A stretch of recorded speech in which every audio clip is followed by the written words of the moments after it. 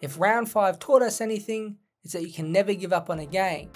Two of the competition's best teams showed that with blistering second half performances. Numerous other clubs have continued on their bounce backs from an initially slow couple rounds, while the contenders, at least early on, are becoming clearer. It was another terrific gather round full of atmosphere, great weather and big crowds. But we now head for the autumn stages of the year where things might begin to cool down. But we have to start with the end of gather round. How about that? No one would have had a game high first half lead of 71 points to Port Adelaide on their gather round bingo card. Connor Rosie's move to halfback had an instant impact, his 2 second quarter goals were spectacular, and the room was given in the engine room for Zach Butters and Jason Horne-Francis to shine. How many times has Ken Hinkley mastered the emotional bounce back?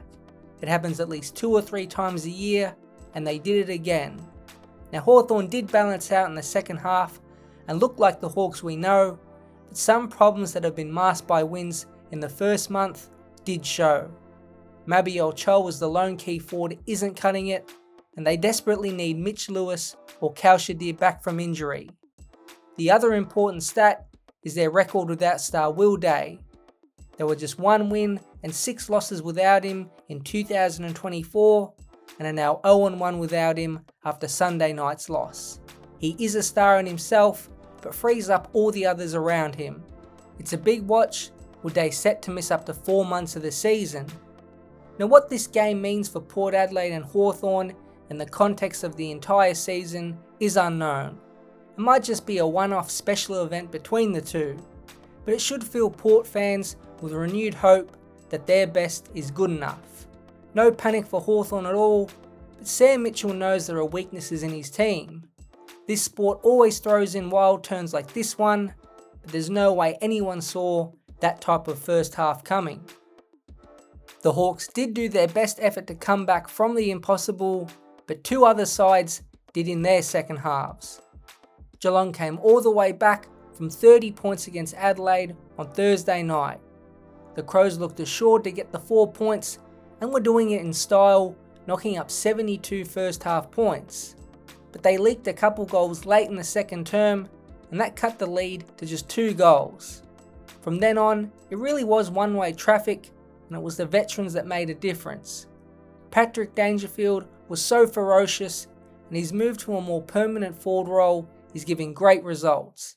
It was not just his 4 goals that shined, but his presence and attack was eye-catching. His forward running mate in Jeremy Cameron saved his damage until late as well, notching 4 goals of his own and finishing off an impressive away win. The Cats are now back on track with 3 wins and 2 losses. The Crows have the same record now, and they did let it slip. The big forwards still look strong offensively, but Matthew Nicks in his press conference did ponder if the 4 tools in Thilthorpe, Walker, Fogarty and Curtin at times means the opposition can move the ball too easily out of defence. If there's a time to sort out this type of structural thing, it is right now, because the Crows, although with back-to-back losses, have shown great signs to start the year. The veterans for Brisbane did the same thing against the Western Bulldogs. A 39-point comeback win now means Brisbane have won their last 8 games trailing at halftime. It was noticeable halfway through the third term, the big mature bodies were running all over the Dogs. Pair that with Eric Hipwood exploding to kick 5 second half goals, and like the Geelong win, it was one-way traffic. Neil, McCluggage, and even the youth in the Ashcroft boys all got going, and for the first time since 1948, Brisbane are 5-0 and are setting up their premiership defence nicely. A trio of teams have bounced back from slow starts. Have Essendon finally got their defensive structures right? They kept Port Adelaide to just 60 points 2 weeks ago and held the D's to just 57. Ben Mackay has found a little mojo, and Zach Reid is starting to look like a very good AFL player. The signs are strong at the hangar, and their comprehensive 39-point win puts more misery for Melbourne, who really have no identity right now. The Wolves are beginning to come for Simon Goodwin, and the pressure is at boiling point. Fremantle, led by Josh Tracy, the big kahuna, ran over the top of Richmond, and now they have won 3 on the bounce. Josh Tracy was powerful, kicking 6 goals, and Shai Bolton is back in form and fitting in nicely. Hayden Young and Sean Darcy also returned, getting through the game with managed minutes, which is important. Hopefully in a few weeks, Luke Jackson and Nathan O'Driscoll can return, and the Dockers will just about be at full strength. And the final bounce back team is Carlton, but even a win left a bit of a sour taste. Brody Kemp has torn his Achilles in a huge blow, and Harry Mackay in his return got concussed. It now mounts pressure to fix the forward line structure, and it probably means Jack Silvani has to be moved forward again. Now West Coast are incredibly young, especially on ball, but to see Sam Walsh kick 3 goals after a good performance last week is important. Teams can get streaky in the AFL, and Blues fans will be hoping this can be the confidence boost their team needed, but the injury gods are not quite on their side just yet.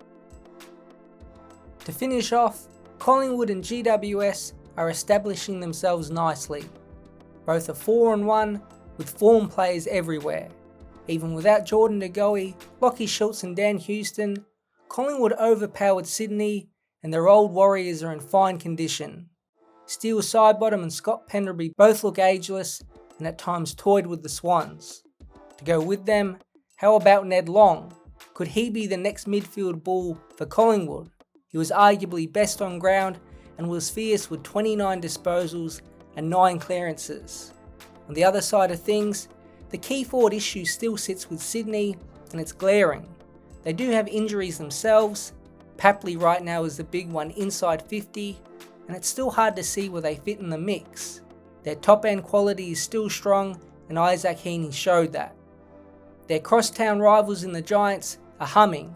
Jesse Hogan, Toby Green, Jake Stringer, Darcy Jones, Jake Riccardi, Aaron Cadman and Harvey Thomas. Not a bad forward line mix, and that's without Brent Daniels as well. That inside 50 group is so strong, it means all the opposition have to be strong defenders and not just rebounders. It's really hard to stop them, and that mix is similar to Brisbane's premiership winning forward line. With Adelaide to come next week at the Adelaide Oval, we could have one of the highest scoring games of the season.